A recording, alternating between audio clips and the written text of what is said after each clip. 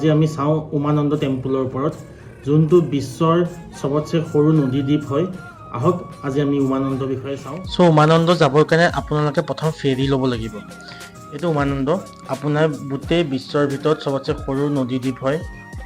আহোম ৰজা স্বৰ্গদেউ গদাধৰ সিংহই উমানন্দ মন্দিৰটো নিৰ্মাণ কৰিছিলে। এই মন্দিৰটো পিকক আইলেণ্ড বুলিও কয়।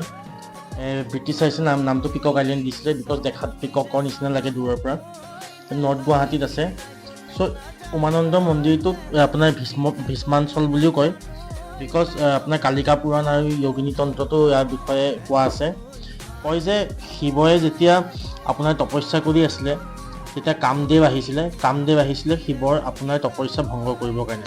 কয় যে সতী ঢুকোৱাৰ পিছত কামদেৱ আহিছিলে শিৱক মোহিত কৰিবৰ কাৰণে, কিন্তু শিৱই নিজৰ যোনটো আপোনাৰ 3 নম্বৰ চকু বুলি থাকে, কপালৰ যোনটো চকু থাকে, কপালৰ সেই 3 নম্বৰ চকু দি কামদেৱক